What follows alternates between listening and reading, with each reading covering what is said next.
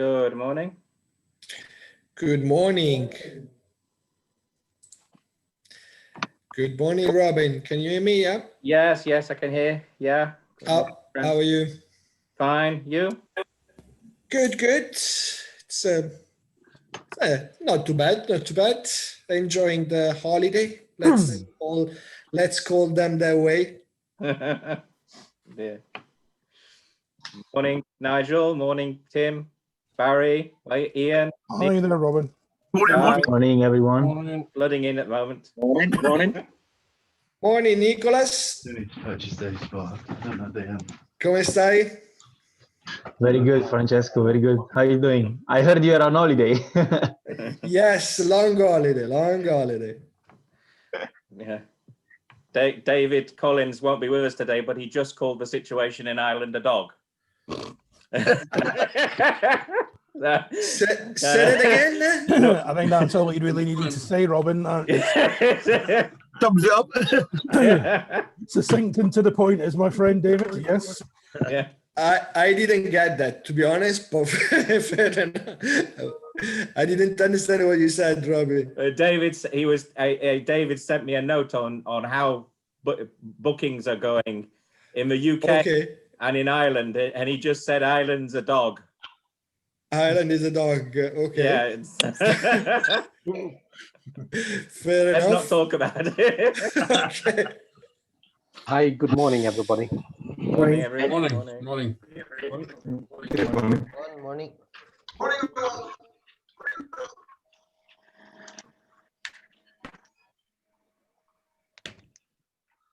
Morning, Kevin. Haven't seen you for a couple of sessions. I know. Absolutely. Well, I'm trying to put them all in my diary so that I just don't put anything else in, but things come in. Yeah, I have to do the same, actually. Yeah. Well, when you can't miss them. Yeah. Oh, well, hi, Ian. Yeah. Morning, Gillian. And Barry as well. Morning. Morning. Barry. Hi, Kevin. How are you doing? Hi, good, thanks. Good. Morning again, Kevin. Yeah. Yes, thank you. Yeah, good. Oh, got 31. That's excellent. Hi, Gillian. Yeah. We've got a minute to go. See how high we can get today. You're in your new office, Gillian. No, you. Yes, I am. I'm absolutely delighted. That was me started last Monday, so I'm in a chaotic office, so I might have to put it on mute quite a lot. Oh, don't worry. That's good. But yeah, so Well, I'm very happy. I'm really chuffed you've got an office anyway. That's good. Yeah, it makes a difference. It's something that I wasn't expecting, but the offer came.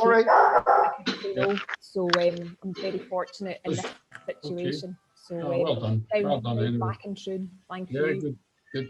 That's Ireland in the background. You hear it? All the building work we're getting done. That's what you can usually hear. Is that Oscar making his presence felt, Kevin? Yeah. I don't usually do commercial on these forums, but just a plug for Barry. He's brought out his new book, and it's quite good. So if anybody wants to get online and buy a copy, it's only $9.99. So What's it called? Thank you very much indeed, Robin. I'll drop a wee note in the chat box. Since Robin started the commercial for me, my new book, Selling Made Simple, bringing all my 30 years worth of sales and marketing advice into a book. Oh, brilliant. Very good. Do you still accept euro in the UK? Yes. I'll take money in any shape or form that it comes. I'm not fussy. Right then, here we are, 10 o'clock 44. See if we can get it a little bit higher, but it's quite a good mark. So what's been going on? Talking about something that isn't COVID for a change. I don't know if anybody's noticed, but they've dropped the amount of salary you have to pay somebody give them a visa once the 1st of January kicks in. Still works out sort of at a fairly high wage for a waiter or something like that, but at least it gives us a little bit more option for anybody who's got who still relies on people from abroad. And it's worth checking. I'll pop a PDF into the summary about Brexit, and something that the company I've seen have done about sort of like all the different bits and pieces. It's worth bearing in mind now, if all your staff have actually gone for if they're foreign staff, if they've gone for the pre-settled or settled status. I know I've heard some people saying, oh, I haven't bothered to apply. And I just have a feeling that some people might be suddenly disappearing from your payroll unless they've actually gone through that process. So I just double check with anybody who's got European staff on their payroll that they've actually gone through that process and they're actually made themselves sorted. A good thing about it is GDPR. As far as we know, Europe will still be safe to hold our data or pass data, which means we won't have to sort of have a major check on all sort of like contracts and things to just check that where they hold their data. No doubt as time goes forward, these larger centres will probably move their data into the UK anyway, but at least it's one less worry. And also it's just the general idea of whether we'll be able to get provisions, but that's something we'll have to see. Going back, Barry, I hear they're taking people to court, or trying to take the government to court about the COVID regulations up there.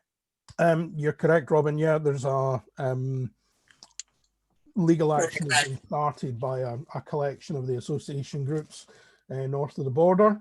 I believe papers were lodged with the courts yesterday, and the initial response from the Scottish Government is due tomorrow.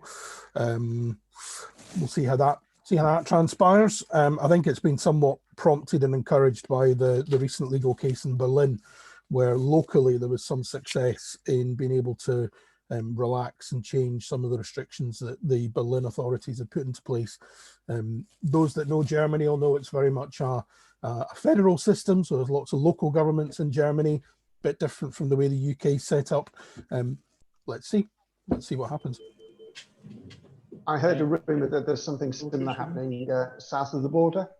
One of the venues we work with have said that they've just got involved with an organisation and they're sort of part funding, taking on some legal eagles down in London to take on the government about unfair trading practices. So just maybe get a house. Yep. Is anybody here in any of the tier 3 areas? In terms of the restrictions north of the border, yes, where I'm based, we would be in kind of the equivalent of tier 3 in England, and to be fair, it's pretty grim. Okay.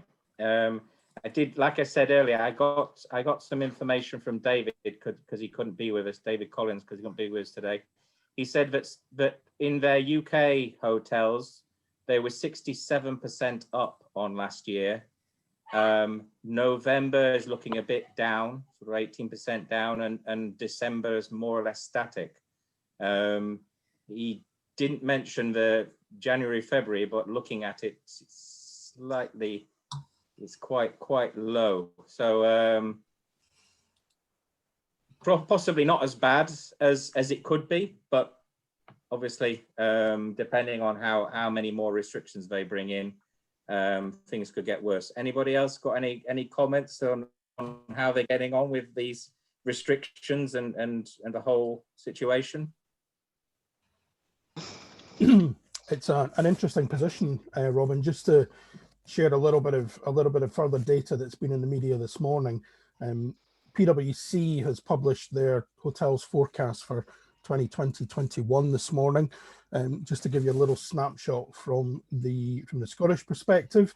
They've only looked at the three major cities, so they've only actually drawn data for Edinburgh, Glasgow and Aberdeen. And then I'll share a little bit of anecdotal information that I gleaned from a conversation with a rural hotelier in Scotland a couple of days ago.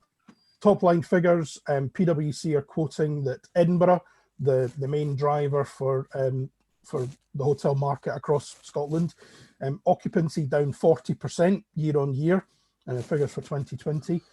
Quite shockingly for the real standout figure for Edinburgh, RevPAR has dropped from just over £75 to just over £28 for 2020 year on year. Some huge difference huge drop in RevPAR that we're seeing in the Edinburgh market. Glasgow, a much more significant drop in occupancy in Glasgow, down 75% year on year. And I think what that really reflects is the difference between the Glasgow and the Edinburgh market. Edinburgh has a market more akin to London, where there's leisure, there's tourism, but there's also business travel. The Glasgow market is predominantly driven by two key areas: business travel and conferencing midweek, and by the city break market at the weekends. Now, the reality there is business travel just isn't happening. All of the major conventions and conferences in Glasgow, and any of the big MICE events coming to Scotland, nearly always tend to go to Glasgow because that's where the main facilities are, the SEC campus, the Hydro and such. So occupancy down 75%, RevPAR down about 50% to just over £24 for the Glasgow market. So Glasgow really struggling with that double hit of the city break, which with the nightlife, with the clubs, the late night bars, theatres and such being closed, people just aren't coming to Glasgow for city breaks. There is still a bit of domestic staycation travel going into Edinburgh. The one that stands out as a little bit different is the Aberdeen figures. Aberdeen occupancy down 44% for the year, year on year. RevPAR though has remained pretty much flat. RevPAR performing far better than Edinburgh and Glasgow at just under £55. Those that know the Aberdeen market, I mean, Kevin Roach is up in the Aberdeen area. The Aberdeen market's been struggling for a number of years with the downturn in the offshore oil industry, and that is by far the main driver in that market. So they're not seeing the same impact on rate, because rate was deflated in the market anyway. When I used to operate in Aberdeen 8-9 years ago, RevPAR would be in the high £80 to £90 bracket, but it's been down in the mid 50s for quite some time. Interestingly, for 2021, they've not given any forecast figures for RevPAR or rate, but they do suggest PwC's forecasting a 55% occupancy as a mean occupancy across the whole market for 2021, which is a 10% increase on their 2020 forecast for year end. And rather depressingly, they're forecasting that it'll take, they forecast 4 years post-COVID to get back to 2019 trading levels. So in terms of the 2020 performance, no real surprises there. It's telling us pretty much what we would have expected. And similar to a conversation I was having with someone based in the northeast of Scotland who's involved in a number of rural hotels around the area, that actually there was a really good August and September from the staycation market. Early to mid-September, when schools went back, when people were generally going back to work, quite significant drop in both occupancy and rate since then. However, the interesting comment that he made to me was, since the stronger restrictions were put in place in Scotland going on for 3 weeks ago, things have, outside of the central belt where restrictions are a little bit more relaxed, things actually haven't been quite as bad as he thought they would be. So not great, but not actually as bad as they predicted it would be. People are still coming, even though they can't have a drink, even though the bars are closed. They've still got leisure break stays coming for people that just want to get away from home and get away from the kind of the doom and gloom for a couple of days. So a bit of a mixed bag there. Take from that what you wish. That's kind of the picture north of the border at the moment. Yep, I hear it sort of from what I pick up around the UK, it tends to be the same. Anything outside a city seems to be sort of holding its own, and actually has done slightly better in sort of like September, October time. November's never been a good month, and December, it will all, I think December will depend a lot on what can happen with all these restrictions. Obviously, Christmas parties aren't going to happen. Yeah. It'll be interesting to see how many people just want to escape for a break, or to at least get close to relatives without actually having to stay in the house or something like that. So, an interesting comment I heard earlier in the week, Robin, a hotel owner from the north of Scotland reflecting on the difference in business. They had a very good August and most of September. One of the key differences was it was all leisure business. This is a rural hotel in the north of Scotland. Traditionally, they'd be very busy with weddings through August. They had no weddings this year. Their August, the hotel was actually more profitable than it was last year, with a significant number of weddings in August. So interesting change in the business mix there. Yeah, I've heard from one hotel that's saying that they've changed their market, as it were, and although they have to cope with the added the added complication of having turnover of clients constantly, it's actually become quite profitable. So yeah, I think the main losers in all at the moment are the city centres, and I don't see that improving until some kind of business travel improves and we get some foreign tourists in. And nice to see that they're at least talking now about testing people at the airport. See, hopefully that will come through. But without going into any more sad connotations, let's hear from Ali about some interesting ideas to actually make more sales. So over to you, Ali. Okay, brilliant. Hello, everyone. I got a hi. It's good to wave. I can stop saying the. Can you hear me? Sort of thing that we all say. Yeah, you're fine. Okay, brilliant. So yes, hello. I am now going to share my screen. So here we go. Right, how's that looking? Is that looking good? It's done. Yep. Yep. Okay, and yeah, I will absolutely share these slides later. I think I'm being recorded as well. So yeah, I'm here to talk about some ways to think about revenue generation outside the box. So I've got 4 areas I'd like to cover. I love to make this interactive, so please, talk to me throughout or at the end. I'm going to draw on some examples from outside the industry as well. So a bit about myself is I used to be in the hotel industry for 25 years. That's always my passion. I grew up in Hong Kong, which, as you know, is just amazing for hotels. So that's where my love affair started. And then after that, I went and worked in Fitness First in the gym industry. I was their chief commercial officer, so looking after sales, marketing, brand, CRM, customer experience. And then I worked recently in luxury property. So I always find it helpful looking a bit outside the industry, and you'll see how that comes in here. These ideas, like we said, they're not just like totally throwing the baby out the bathwater and starting again. They're what I would call like a stretch on things where I do think it could be possible to inject some revenue, and would love to see what you think. So let's get into it then. The first area. So the first area I would like to talk about, I'm going to do just a bit of theory, but then get into examples of how I'm seeing this in other commercial applications in other industries. So I mentioned that I worked in the gym industry for a few years. And in gyms, your key metric is about customer lifetime value.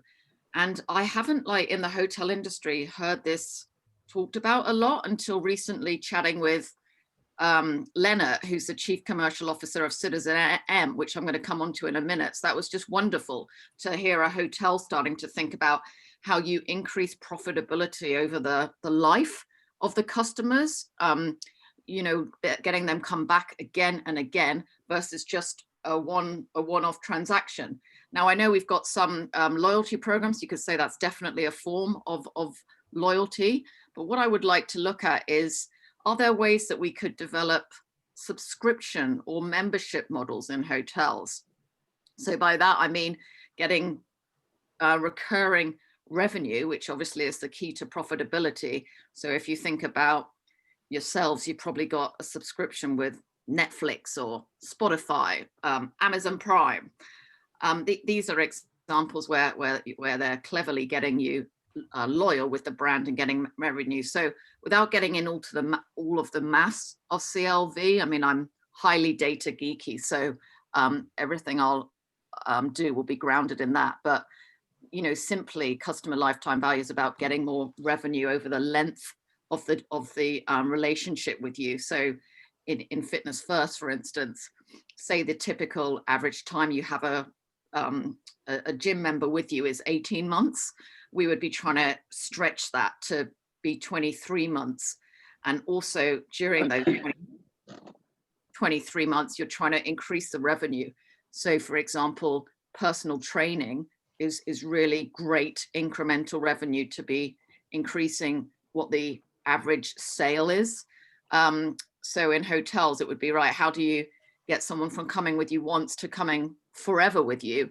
And actually when they're in the hotel, how can you really boost the revenue per customer so that every you know, possible moment is maximized from revenue?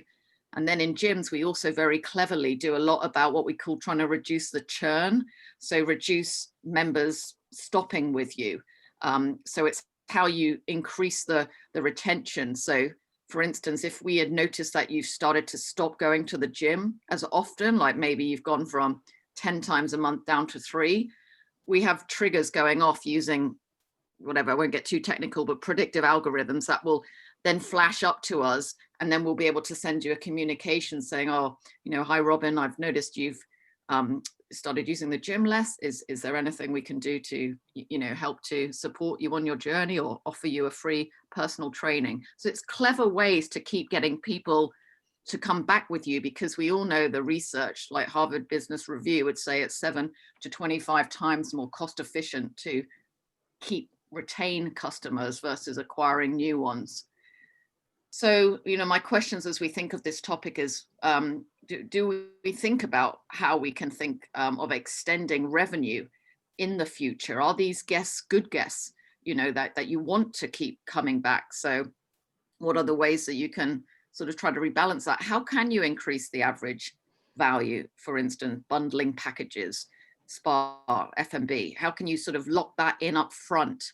Do you invest in retention strategies? So suddenly if Mrs. Jones was one of your VIPs who used to be coming like, you know, a lot in your hotel, and now she's only coming a few times, is there a way that then you're recognizing that to say, oh God, VIP customer is starting to have less traction with us? Is there a way we can re-engage with her? Should we send her a communication? Should we ring her?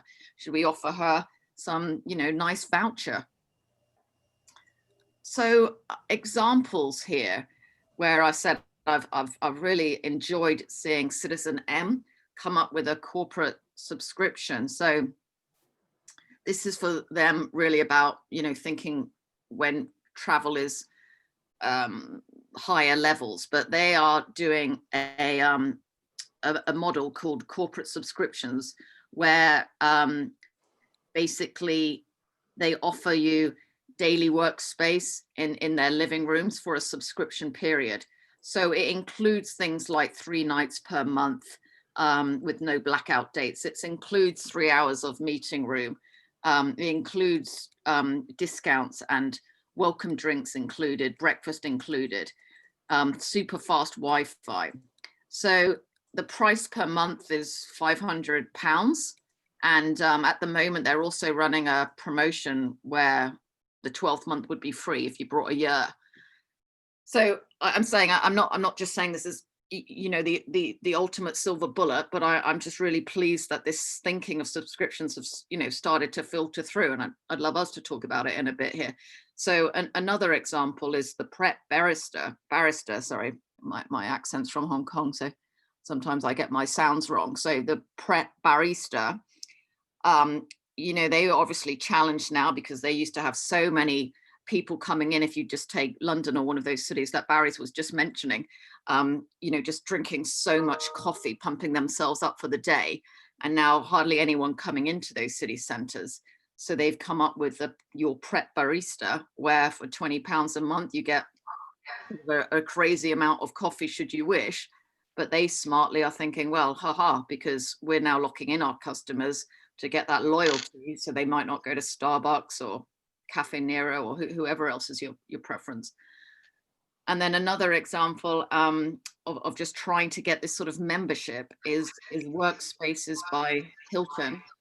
I believe this was announced the other month with the Hilton Paddington, the Hilton Houston were running some adverts where again they're trying to drive those commuters who now are stuck at home, but sort of bored of home probably because you're fed up of the dog or your children whining or, you know, your partner. So they're offering attractive packages where you come and can get distracted. So that's sort of the theory, you know, and what I'd like to just say to you here is an example of seeing this going really wrong recently. So without sort of revealing the hotel, my friend got kicked out of a hotel a few weeks ago because I mean, this is the quick story, but just to say how you'll see this start stimulating ways that we could make it into an opportunity. She had phoned the hotel beforehand to say, right, I'd like to come in and bring a client in and we're going to do some work. Is that okay? I mean, you could question, do you even need to do that? But she did do that. And then she came in with her clients and they sat down in this very deserted lounge and opened their laptops, and then they were asked to leave, say, well, you can't use laptops here. So she, well, you know, this is quite embarrassing. And I also rang and they said it was possible. And by the way, no one's here also. So I don't understand. You know, we've brought coffees, we're going to have cake. We're going to have a lot here, and we come here a lot for our own free time, by the way. They just said, no, sorry. And that just said something ridiculous from a customer service point of view, said, we don't want your sort of clientele here. So this is, you know, I'm using like the power of storytelling just to sort of show you how bad it can be. So what I'm trying to do now with the general manager is think about, right, how could you turn this on the head? So, you know, most hotels would be so grateful that you're getting hotel business in. So, you know, an idea I had was, could we create like a sort of membership tier system here, where that hotel, which obviously is attracting, they, you know, locals are wanting to hang out there. It's a nice space. Could they say, for instance, right, you know, for £50 a month, I'm just making it up, £50 a month, you can come in, we'll give you unlimited free and coffee. You'll have nice, you know, quiet spaces. And if you want to use the printer, you can use the printer, and make it like a sort of membership club as this new third space now that people aren't going in. So Robin here, shall I sort of pause here? I've got a few more to go through. What do you think? You think people prefer to interject along the way? I don't know. I've got one comment, because I was just on a meeting yesterday with a company that they're now working from home. They haven't got a big office in a big city. They're just a town office. But actually, because of the COVID, they're working from home. And I said to them, well, when you do have a business client, instead of taking them to the office, why not just deal with a local hotel, but you will take them to that hotel whenever you need them? That way you just save your rental on your head totally, and you don't have to rely on that space at all. And I think that's opportunities which hotels could be looking at in their local area, as well as, like you say, looking for those people who are now not commuting into city centres and are actually looking for something closer to home where they can just get a peace and quiet. Anybody else have any quick comments, or shall we let Ali go on? I have one, but I mean, my hotel for a while was offering, not only mine, there are a few hotels in Dublin that they were offering the bedroom itself for a space for people that instead wanted to work, but the office was closed. So that was another idea that started so the room was available from 9 in the morning till 6 in the afternoon, and there was also a chance to sell eventually the lunch or a coffee or something while the guest was in the room. Yeah. And how did that go, Francesco? Did you get a lot of traction and did you market it heavily? No, it didn't go too much well, to be honest. I mean, we didn't see too many people looking at that, because you can just work from home, and to be honest, no, it didn't go very well. Okay, well, let's say it'd be interesting for others to consider or think of how you push it out, this sort of day use. I mean, but what you have said before, that as far as I understood, it was a kind of subscription for the hotel and everything. It was actually a very good point, and something to think at. Sure, I never thought to a subscription for the hotels. So yeah, no, I think it's clever. Like you said, I know there's a distinction, like you say, between day use of rooms, like what Hilton are doing in Accor. But yeah, I think more clever is subscription. Is if people want to hang out here, how could I do it? I mean, you could even do gold, silver, and bronze levels. You know, the gold is like the Uber people who want to hang out there all the time, and maybe they get free happy hour drinks and I don't know, some other perks. Yeah, it's customer lifetime value. Okay. Carry on with the next one.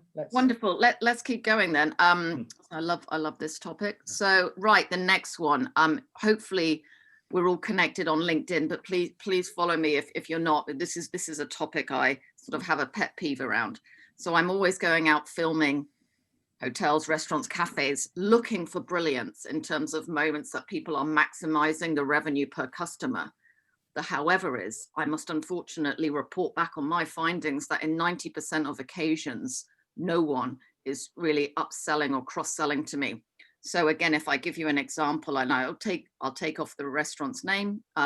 Obviously, I never want to put down people. I would go back to the general manager all the time and find ways to like triple their revenue. But so what happened to me the other day is we went for a lovely lunch.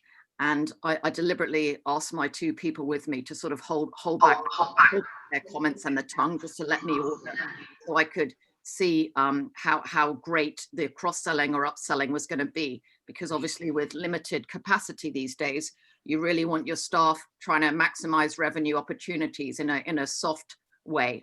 Of course, I am not saying about hard selling. I am about true customer service where you are matching needs. So this lovely restaurant, I said we're celebrating something, so we want a very leisurely, slow lunch, and went through our order, and basically we spent £32 for 3 of us. And then I went back to the restaurant afterwards, and I said, we honestly would have spent £97 today if you had cross-sold and upsold to us. We didn't, obviously, because I was holding myself back, hoping that they would look for cues. But I provided a detailed breakdown of exactly where you would get the triple revenue from. So for instance, ordering a steak and thinking, well, a red wine would really go lovely with that. Or me asking for a glass of wine and then coming in with would you like a small glass of wine? Again, it's just a weird assumption that people make sometimes. Why would I want a small glass of wine? You know, well, let's start with a large glass. Other examples is, you know, maybe saying, well, I'm full, and then go, right, well, maybe you would like a cheeky espresso, you know, to pick you up for the afternoon. Brilliant. So this is a whole topic for me around how can we empower our staff to feel more confident with the menu. You know, so if you're looking at the products, restaurants that I see doing this well, they're always sitting with their staff and talking about what they call the perfect bill. If we got anyone who's worked at Wagamama, you know, you'll know what I mean here, where you'll say the perfect bill would be like this sort of starters, these sort of main courses, this is sort of dessert. So this is our sort of average revenue per meal time that we're looking for. So do your staff really feel comfortable with the lovely matches and pairings that go on? Do they know how to use subtle cues to entice people to spend more? Again, all in a very customer centric way. So do your communications also look for these examples? So for instance, the pre-arrival, I mean, we're going to think about the whole customer journey end to end here, but the pre-arrival, you know, how many times are we seeing like, right, would you like to upgrade your room? So, you know, with British Airways, not that I've flown for a long time, but that they're saying, you know, right, you've got 2 weeks before you fly. Would you like to upgrade to premium economy? It's only £20. And they're, you know, always trying to be on at you to get more value here. With our reservations, people a lot of the time seem to not sell from the point of value or matching the needs. It's coming in on the standard room or, you know, the lowest, but who knows that that wasn't actually an anniversary occasion and people wanted a suite. You know, what about length of stay? If you're really proud of the location you work in, you'll know that there's all these lovely other attractions that you could go with, and you could be partnering with them to go, right, well, you know, you want to stay another night because you obviously want to go to that National Trust or whatever down the street. Food and beverage, like we said, just so many opportunities there, and a quick training course with me, you know, can just unlock so much revenue. Spa, again, it's people are like order takers when you do spa. I love spa, and it's right, would you like a spa? Yeah, just want the massage, and then it's closed, thank you, goodbye. But it's, you know, an opportunity to be like, right, well, would you like a facial with it, or would you like a 90-minute spa versus a half-an-hour spa? Value packages, bundles, I mean, there's some good ones I'm seeing out there now. But yeah, it's like where you can offer these things all together. So, right, would you also like, you know, we've partnered with our cycling company. Would you like that? And would you like to go to the wine tasting down the road? And sending communications, you know, before, like thinking about all your ECRM and the touch points beforehand. So again, just some examples of what I mean by, you know, people doing upselling well. So, I mean, this was just a mobile example on the bottom here, whereas, you know, you've got like a sort of analog mobile, and you would upsell to a higher grade mobile, and cross-selling is like selling an accessory that would go with a phone, like a case, you know. So Amazon are brilliant on this. I should have actually put Amazon on the next slide. You know, we recommend you would like this with this. You're buying a paddling pool. Would you like, you know, would you like a pump? So examples that I love, Center Parks. I mean, they're just quite genius at this. They make it like a really fun experience, the booking all of your activities before you go, but they're just really so smart commercially, going, wow, all this money just coming in. So for instance, if you're booking a week at whichever one, Woburn Park I was doing the other day, then they're saying, right, you know, let's fill in all your itinerary. So let's do pottery making one day and climbing, and then let's go for a spa. And your itinerary is just getting booked up with all these fantastic experiences. I mean, I'd call it up experiencing rather than upselling. Fantastic experiences, but they're just thinking, how smart is this commercially? So Hambledon Hall, I'm going there in a few weeks, one of my favorite hotels in Rutland Water. I was so delighted when I was booking, they were trying to offer me upgrades, and they were offering me bicycling tag-alongs and partnerships, and I was just delighted. You know, I'm going to go and interview the general manager soon, hopefully.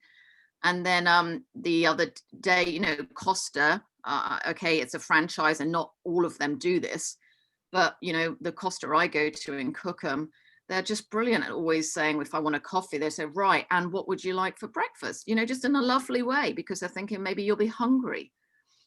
So that's my second one, Robin. Like I said, I honestly think there's so much opportunity there. It's 9 out of 10 times I think there's lack of this going on, leaving money on the table. There can be, like say, easy training to improve it, product knowledge, and little incentives which can really power people up. Does anyone want to have any sort of comments on this one?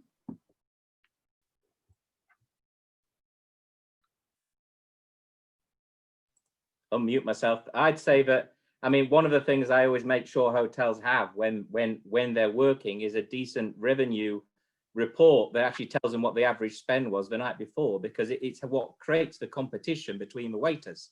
You know, you look at what the average spend was on the beverage in the restaurant last night. They had a £38 average spend. Oh, we can do better than that tonight. And in creating that competition is what means they're pushing towards the upsell. And the only other thing is, yes, it's sad that whenever things get bad in this industry, the first thing they cut is training and sales. When actually the one thing that they need to invest in is training their staff to actually give those upsells and pushing the sales team to actually get out there and get more business in. But yes, it's the one thing I've noted in my history, and although I am a financial controller, I've always been very cautious about telling my my managers what they should actually reduce and what they should keep on. I often find it's easier to reduce the admin cost than it is to start cutting some other areas where it's actually more important. So yeah, anybody else got any other comment on that, or shall we let it get on, because they're all interesting. Just one point. I think it's all it starts with hiring as well, hiring the right people. Now the trade is lower and the time is a little bit more abundant. It would be good to actually funnel down who are the right people that you actually employing for the end, and of course applying training. So hiring and training and understanding the data. Then I think there's a lot when it comes to food and beverage. At least I'm not much into the hotel side. Managers don't really analyze much of the data, and that could be very useful. I think that's the point. Yeah. Totally love it. Totally agree with you. Recruitment, and yeah, obviously I'm a massive data geek. So yeah, you'll see one of my interviews. I'm going to Brasserie Blanc soon, because they run league tables about, you know, which of their restaurants has got the most revenue per time period, and it's like a leadership board, and it's competitive, and like I said, I love it. It's obviously a great data focused commercial company. Okay, brilliant. So let's go on to the next idea then for revenue generation, out the box thinking, is standing out from the crowd. So, you know, at the moment, if we think about where the demand is, like we say, we all know the domestic and the staycation trends that we're talking about here. It's how do you capitalize on that market and take your fair share or more than fair share of it? How do you fish where the fish are? So you know, I think this is a time adversity to think creatively about how you can appeal and stand out a bit, that you're not just seen as, you know, like a commodity with nice rooms and whatever food. And this is it. How are you going to be different? What are some memorable moments? You know, it's all about memories. So is there anything that you can be offering that will really provide these delightful memories that then your guests will become raving fans and just go on to refer people. And again, like, yeah, trying to strike out and appeal to where the demand is. So just some examples I'll talk about here. And as I said, I'm always tracking this, so I could talk for hours. But so I don't know if anyone knows on the left-hand side, Larry the Lobster. Just looking down the list here, if anyone's sort of, do you know this? Anyone know Larry the Lobster from an English holiday park? No. Okay, so sorry, I came across this the other day. Is it Butlins? It's something a bit like Butlins. Just get the name right. I'm gonna go meet the lady.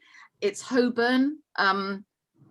If anyone knows how to spell Holborn Parks and Golf Clubs. So Hoburne.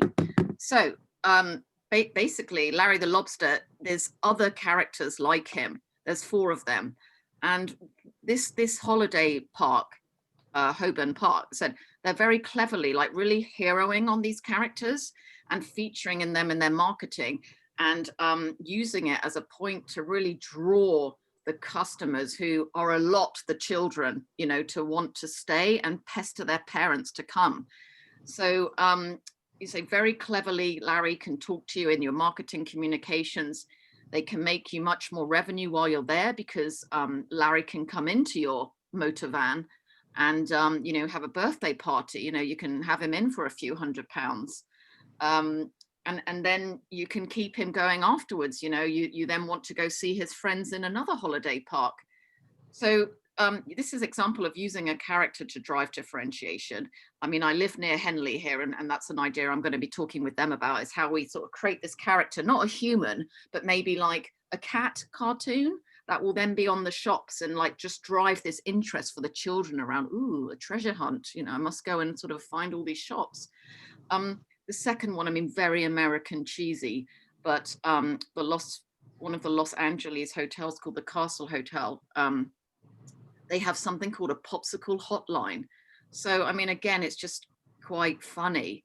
But, you know, it's when it's hot around the swimming pool, there's this phone line called the popsicle hotline that children and adults, you know, can just ring to say, I'm, you know, so thirsty, I need a lollipop. And then a staff member will come in and deliver one within a few minutes. So, you know, this is like something that people are just loving talking about. And it's quirky, it's different. And then on the right hand side, I mean, another one I just saw yesterday, I don't think I've had a chance to talk to Sam Goss about this. I don't know if he's on the call today. So the Windsor Hotel is obviously with Tom, the sort of hero now. They're now creating a Captain Tom afternoon tea. I mean, again, I just think that's really commercially clever and marketing clever, because they'll probably charge a serious premium for this Royal Captain Tom tea. It will drive people to the area. You know, it's such a buzz using the PR of Captain, and it's different. So yeah, I mean, what are other ways that you're seeing or doing? You know, I saw Great Foster's Hotel the other day. They're really heroing on families and doing like little VIP stuff. And that's my third one, is how will you stand out? How will you stand out? Yep. Okay, if we can carry on, Ali, because time's getting a bit short now. So let's. Yep. So let's wrap up with the fourth point then. My final one is improving the customer experience. So, you know, I always talk about the leaky bucket, which is this, all our customers are like in a bucket, and what's happening is we're letting them leak out because we're not focusing enough on like retaining our critical ones, which we know is so much more cost effective. So what I would encourage you to do is audit your whole customer journey, because it's probably changed now with our sort of multi-channel digital focus, and score each stage out of 5. You know, is there any areas we're dropping the ball with attract, interest, nurture, convert, and repeat? Is there anywhere where we could do better, get, you know, that something might be going wrong in the process? So for instance, the other day, I'm going to a hotel tomorrow to have coffee, and then I clicked on directions or something, and it was just some random picture of something in the Barbados or something. I just thought, that's just obviously not being checked. You know, this is somewhere in whatever, Midlands. I'm not going to Barbados. You know, another example is putting in your email details and it just going nowhere. So then they've lost your whole database. Or another example, I know Joanne would love this, who will talk about this another time, is not responding to your reviews, which can be so powerful for driving revenue, but so many people missing the ball on that. So that is my final one, Robin and everyone, four quick topics. But like I said, hope that stimulated. You would love to chat with any of you afterwards. I say, I love this topic. Please keep telling me about great things you see. I love it. And yeah, open any questions. I often think, yes, everybody's struggling. People perhaps don't have as many staff on duty as they could do because they're trying to keep the costs down. But at the same time, if business isn't that big, it's the perfect opportunity to be concentrating on doing things to actually stimulate business, doing things to actually make those clients who you've captured actually give you more money and have a better experience. And I think unfortunately at the moment there's a lot of people still chasing their tails, worrying about where they're going to get the business from when they've actually got business sitting there in their hotels that they're not making the most of. And I think it's some very good points there, Ali. I think there's a lot of opportunities out there to improve revenue still, even in these strange times. And it just takes a bit of sort of, almost like you say, thinking out the box. Anybody else have any other comments? I think only to support what you're saying, Robin, this is about change of attitude and culture, and it's about leadership.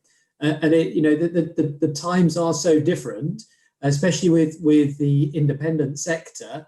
This is about owners and general managers stepping up and realizing that times is changing, and if they don't change, the business has no opportunity going forward. And I think especially when you then try and go forward and you may be having conversations with lenders or with funders or whoever's backing you, this is about having your plan. And if you can show that your plan is dynamic, that you are changing, that you are adapting, that you are doing things, you start to lead that conversation with those who are funding your business or supporting your business financially. And unless you can do that, and unless you can go forward on a forward front foot, try and get that all out, forward front foot, and actually take the conversation to those parties will take the conversation to you. It's at that point that you're in trouble. So this adaptation, this kind of offense rather than defense, the offense is all important. So yeah, spot on, absolutely spot on. I mean, Robin, would it be fair to say I don't know anybody that can take any more costs out of the business anyway? So this is a revenue play, absolutely a revenue play. And I don't know why we wouldn't be focusing on the revenue play, the extra spend, the pound here, the £10 here is going to make the difference between actually going under and survival now, because it can't be after 6 months anymore. Well, there might be some costs, but very doubtful that you can take out the business. So from my perspective, I'll always, it's very, very important that we focus more than ever before on the customer. Yeah? So it's like, I will forget what you said, I'll forget what you did, but I will never forget the way you made me feel. It's so to me, that's the opportunity. Whenever I talk to hotels, it's not about where to cut the costs, it's about where to improve the revenue. Because the worst thing are the hotels that have the revenue and then waste it because they're not controlling the costs. But the other side of the coin is if they're struggling to meet the costs, it's not a case of cutting more costs. It's a case of investing in the ways to actually make more revenue, because that's the only way they're going to carry forward. And it's so important that the hotels realize that today, because there are so many opportunities out there, and everybody will have a different opportunity. No two hotels will be exactly the same, but each hotel, when they sit down and look about their client base, look about where they are, look about what they're doing, I'm sure they could come up with at least 5 ideas of generating more revenue.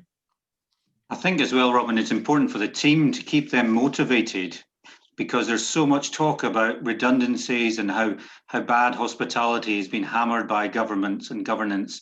It's really important to keep them motivated so that they can see light at the end of the tunnel as well. Yep, totally. Well, thank you for that, Ali. That was excellent. We'll move on quickly to Nicholas. If you could just, because I'm waiting to see how we can make some more of that revenue through inspiring our clients with wonderful cocktails and Let's try. So over to you, Nicholas. Thank you. Hi everyone. So I am Nicholas. You will never see my name on the slide, so just to let you know, I'm Nicholas. And the reason is because I present myself as Dr. Cocktail. So what I would like to do with you is that I'm share with you the screen, and I will let you. There we go. Can you see everyone? The screen, I guess, is visible. Yep. Yep. Okay, wonderful. So I will be really quick, also because Ali's speech is really close to mine, and is incredible also the connection. The idea, this is the Dr. Cocktail, is my business name. Long story short, Dr. Cocktail, because cocktail, I used to be in the last 7 years a bartender, and doctor because funny story of my life, my surname is a Medicamento. If you're Italian or Spanish, Medicamento means medicine or medicament in English. So there we go. They often joke about my surname, my last name. So that's why I come up with Dr. Cocktail. The logo, as you see, is really what I really mean, as I would like to share my ideas, because I believe that the knowledge is power. That's why there is a book through the shaker, because I'm mainly in the bar world. I express my ideas, but there are really simple approaches I have in the job that I have, that I take a lot of inspiration from the chefs too. So let's go ahead. So what is Dr. Cocktail? Is really short presentation. The company links the experience that I have in the hospitality industry, that I have in the hospitality industry. I come from a family that is in the hospitality. Started as pizza chef with my father. He was owner of a pizzeria. Then, because I love the customer service, I love to take care of my guests, I moved on the floor. So I work on the floor until working a star Michelin restaurant too. But one thing that I always look at it is how we communicate with the people, how we communicate with the guests. So that's why I also say links my experience in the hospitality industry, and also as well speaker, because especially in the last 3 years, when I moved in London, I used until September, I was employed in the Savoy Hotel, in the American bar, that is one of the most famous bars in the world. I used to travel a lot and to do master classes under the name of the American bar. So, and I always love to make sure that when I speak, I communicate, that I'm efficient when I communicate with the people. And a speaker, I'm also, maybe some of you knows, maybe some are not, I'm one of the speakers of Toastmaster International. Where I love to be in this community, because it's important to communicate. We communicate every single moment of our day that we are away. And in hospitality is really important to make sure that the guest feels understood, and that the guests, we need to understand their feeling to communicate, to give them the best option. So what the company is, what I provide through my company, I say an innovative approach, and I give advice to the company or the brand. Brand can be a spirit brand or non-alcoholic spirit brand. Company can be an hotel, can be a bar, can be or just a restaurant that serve cocktails or serve drinks. I cover the two markets in a different ways, with the business to business and business to consumer. For both, I have a different visualization of the role, because if I'm in the business, I name a brand development advisor. So I just like to give advice, how I see a different point of view, how can we approach the problem, how can we find the solution together. But for the consumer, I do education, I do master classes. I'm hosting, I already hosting some online private classes online, where simply I'm sharing how to make a cocktail at home, super easy, simple technique, and I make it simple what you think is difficult. That's the idea. That's what I really love to do. So this slide I will show you briefly what I do for the consumer. I like to say that the signature cocktails, that I create are based on vegetables, fruits, roots, plants, literally everything that we have in the supermarket, all from Mother Nature. The concept, as I said, I like to do something simple, because if we can cook an aubergine, why I cannot create an aubergine cocktail? So everything is possible. We just need to find a good balance how can do it. So, and for the consumer, I do, as I said, private bartender, master classes. Back in August, supposed to be a private bartender for a couple of birthdays live, but of course everything is gone for now. And educational, when I say educational, is because, for example, I will host in a couple of weeks time an event in private for a guest, and this lady asked me, I love mezcal. I really love mezcal. Can you please do a master classes, cocktail class? How can we make a cocktail with mezcal base? But please tell me more about mezcal. And so, yes, that is an educational. It's not only just simple cocktail class, but I love sharing what I know. I mean, as I said in the beginning, knowledge is power, but I need to know how to use that power, that knowledge. So if you want to go a little bit in detail with that, just ask me, I will do it. The spirits world is huge, but it's also really small. And there are a lot of information that come from everything. Then one thing that I really love, and is really close to my lifestyle, I love sport. I used to be a semi-professional footballer, and I'm still teaching salsa. I'm a dancer for 12 years. And I noticed that in the lockdown, especially, correcting my alimentation helped me a little bit more to feel better and to have a better performances when I do sport, when I go to run. I feel better. So on this line, I also create, I named Drinks for Fitness a pregnancy drink. Simple, I can create a non-alcoholic cocktail with the nutritional value added to the cocktail. So why, if you have, for example, in the breakfast, if you have your yogurt with fresh fruit, you have some nutritional value. So what about if I create a cocktail, same plate, but I create a cocktail for that? So you can bring home, you can bring in the office, wherever you want, but you are sure that you can have a cocktail, non-alcoholic, that can give you something good to your body. And of course, when I mention pregnancy drinking, because of course for the women, they have to avoid something during this period. So is also a small part of a non-alcoholic cocktail. Everything born because in the bars that I used to work, or in the bar that I usually go, we already have a lot of options on non-alcoholic cocktails. But the idea is that a lot of customers, when they come to the bar, they're a little bit shy, or some of us, when you're in a group, we don't like to say, no, I'm not drinking, to my friends. So sometimes we whisper to the waiter, please, can I have something non-alcoholic? But please make sure that they don't know that it's non-alcoholic. So, and we have to come up with ideas, fancy cocktail, but tasty. So the non-alcoholic cocktail as trend is incrementing exponentially, I have to say.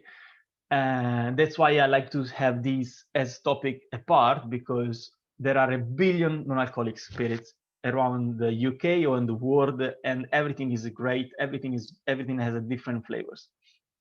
So let's go quickly. Yes, that was my reminder. On Eventbrite, I already have 3 cocktail class with the alcohol. Every Sunday in November, I'm planning a different spirit base. So will be the first one with rum, the second with gin, and the third with vodka. So if you look on Eventbrite for a Sunday afternoon, just to have fun together, just go on Eventbrite and just check it out. Which your best spirits, and we enjoy together. It's Sunday. I did on Sunday with purpose, because nowadays, unfortunately and fortunately, I have to say, I like to say this different point of view, always the positive side. Majority of us were not working on Sunday because of restriction, anything that is the the reason why. So I like to find a moment to have fun together and to just share a moment of sharing and networking together, and also learn something that is a cocktail in this case to make at home.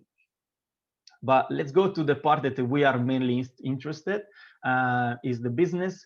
So as I said, I work in different roles. I said since 2006 because it's the year that I was already over 18. But as I said, in the family, when you're a family business in the restaurant, I have to say I started to work when I was already in my mom's belly.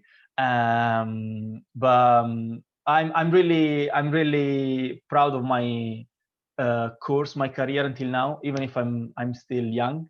But I had the pleasure to work in the last two hotel bars. That one is still in Puglia, called Borgo Ignazia.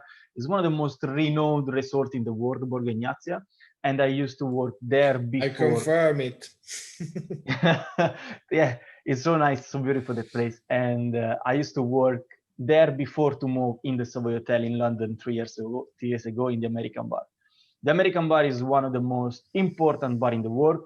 We won 2016 second, 17 best bar in the world, 18 second, and last year in 2019 we are on the 5th best bar in the world, but we were awarded as one of the iconic bar as presence in the 50 best bars in the world. But me personally, yes, it's important, the awards, because it's a recognition from all over the world, but it's the experience that I gain from there, and is the pressure that you have every single minute inside the bar that helped me to develop my knowledge and help me to have a little bit more attention to the details that we have in industry. Every time I go out, honestly, I always find something that doesn't work everywhere I go, just because it's in my mind. I know how it's supposed to be the service. I know it's supposed to be the attention to the guests. That's why I said, okay, I don't want to go somewhere to work. I want to give my experience to the places, to the hospitality, and help them to even to just adjust one small detail. That small details make a difference for me. So, and regarding this, my role as a brand development advisor is just to sit down, have a chat with who I'm talking with, and analyze, really understand. Sometimes, majority of the time, I just sit, shut, and I listen what they need to, what's their needs for the person I'm talking with. Can be a brand, or can be a hotel manager, can be whoever is coming to ask me just my suggestions. And in that case, I just stay shout, and it's really important, as I was saying before, in the communication, it's really important to understand and listening is one of the most difficult things that we have in our life, because we tend to speak knowing already what to answer without really wait and understand what's happening there in front of us. So these are I summarize in 6 services. I can do bar staff training, menu development, guest experience development, and these first 3 are the 3 that I'm going to talk shortly in the next slide, and that are the main one that I think are more interesting. However, if you have your side business hidden somewhere, and you are a spirit owner, you are thinking to sell your gin or whatever you have in your in your house, I can do master classes, as I'm already doing some for some brands.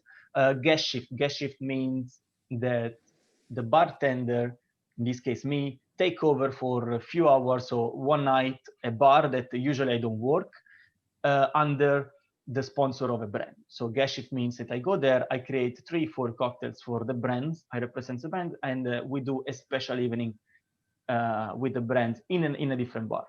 Brand development program, it was almost the same concept. I just help the brands to maybe go in some bars that they are not in there yet, or try if they are ready stock the spirit. I try to give some advice to my colleagues in the bars to how can we create a cocktail easy to make for the customers. and also how can I make a cocktail in the list for the next menu. But the first 3 points, I think, they're really more interesting for all of us that we are here. So that's why I say let's grow together, because together is better. So bar staff training. Bar staff training, as I said, for me, it's tardissimo. Really... È tardissimo, Nicola. So long are you going to talk this morning? I finish after this. Bar staff training is simple, is spirit training. As you, I think you noticed before behind me, spirit training, it's important to know every single spirit that you have behind the bar. It's not just because I know the story. It's important to taste, and not to be drunk, but to taste. But also through that, it's really important the guest service. So I can, as I said, I can help you. I can give you some advice. Just sitting there, observing how do you work. I say, okay, maybe if you do this, maybe the guest can be a little bit more feel welcome. And it's the same concept that Ali was mentioning before. It's really interesting, and a lot of comment that I was seeing in the chat. The guest, it needs to be treated as like he's your child, or as you want to treat yourself. Is really important. The guest experience, the memories they have. Menu development, when I say cutting costs, is simply because I see around a lot of bars that I have nothing wrong with the companies that they pre-made, they produce syrups, for example, but if you can make homemade your syrup, you will cut the cost at least for half for the price, and you'll make your homemade simple syrup. That is really simple to make. But even in one of the biggest places that I see around, I still see these brand, that these companies that they buy the pre-made simple syrup. That yes, it's comfortable, but why not to give something better? Signature cocktail and twist on classic. Signature cocktail, like to create your own cocktail in the hotel or in the bar where you are, but really to create something with really local that recognize yourself. Twist on classic, I mean that a lot of bars that I recently went yesterday in a bar and I saw, let's have a name, a cocktail called Old Fashioned, and this cocktail was called, the name of the cocktail was Andrew Old Fashioned, and Andrew is the name of the bar that I went yesterday. Okay, this Andrew Old Fashioned wasn't special just because they just put a name, different name of the menu, but the ingredients were the same of the Old Fashioned. So that's not reason to put another name, because you're not doing something special. Everything goes to create a memory, even for a single sip that you are having. So that's why I said I put this star next to Twist on Classic, because if you want to do a twist, do it properly. And everything, of course, the bar staff training and menu development, these are 2 points that can help you to develop a guest experience. And of course, nowadays, all of you knows that is really virtual, everything is virtual. So what I'm proposing now is to create a signature cocktail for the guests, the guests that come often to the bar, or the regular that are at the hotel. So let's create an experience for them, but virtual. And that's what I'm creating in this period. I'm working with some hotels and one bar at the moment to create this experience. And when I mention special room bar service, is anyway virtual. And of course, as I said, bar staff training and menu development, they are all connected each other, because if my staff is well motivated, and if I have my signature cocktail, I have my own menu, I can just simply, because I'm happy to share, I can share the experience with my guests and let them live something different. So these are the few partners, these are the few clients that I'm working this period, that I'm doing private classes for them. And these 6 brands are the brands that I have some collaboration online, so you can see my videos online. And the last one on the right, the Black Tears, is a spiced rum that one of my cocktail was mentioned in one of the most important cocktail guides that we have around the world. And one thing that is really important that I like to highlight, cocktails is not alcohol only. Non-alcoholic is a new trend, is great. And Bucks Botanics, this one on top that you see on the right, Bucks Botanics, is a sustainable company. They are based in UK. Everything is sustainable, from the glass till the label. Everything is great as option. So if you are not able to drink alcohol, or you can't use alcohol, you can't sell alcohol, don't be, don't stay there and say, oh my God, I can't do it. Just because there are billion options nowadays. And it really, literally, you just need to see a different point of view. So these are the few brands that I'm working. I like to say I'm working, but I'm not related with any of these. Simply, I'm related to them. I have connection everywhere. My network is quite good, I have to say. So I'm really lucky enough to do it. Also, when I will finish to share the screen, you will see behind me all the bottles, and I don't drink all anyway. So thank you for your time. Really, really thank you.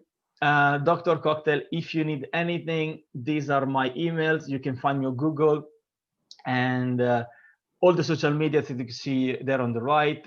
And of course, if you want, just I would like to remind you that I have this cocktail class already on Eventbrite for the date that you see every Sunday at 4:30 p.m. And thank you. Thank you, Nicholas. How many hotels are offering virtual experience of cocktail in their rooms at the moment to keep their for what I know, two. And with one that I'm working. We are just chatting. I don't like to say working. We're just chatting for now, because the thing is, when I speak with just the manager, or I like to speak also with the bartender or with who is on the floor, because they have the first touch with the guest.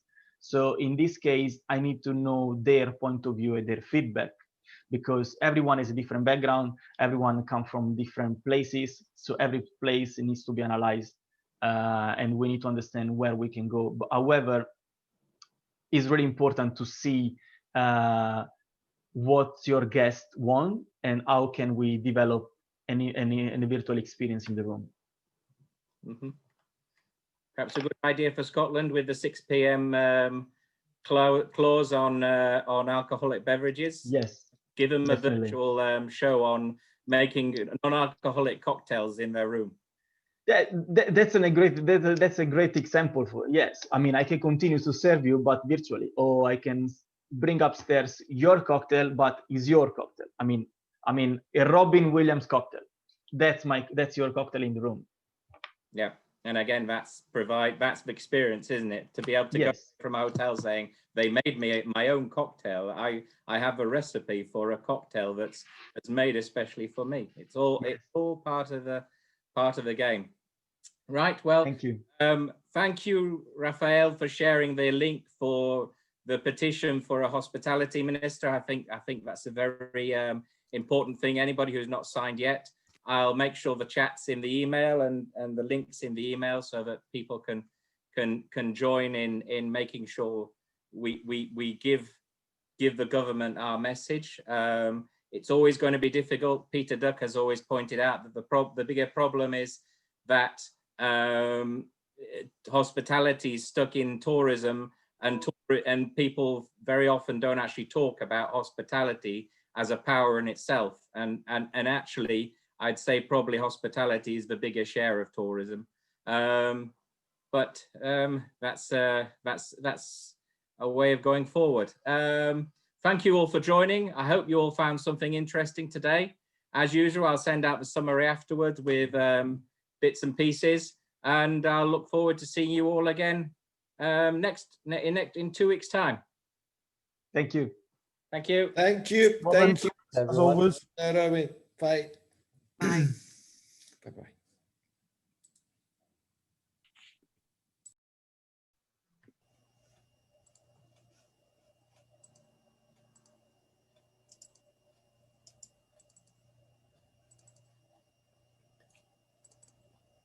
No, thanks, Robin. No, very good. Very, very good. Ali, you're brilliant. Fantastic. It's true. It's true. The ones that are going to make it are doing that anyway.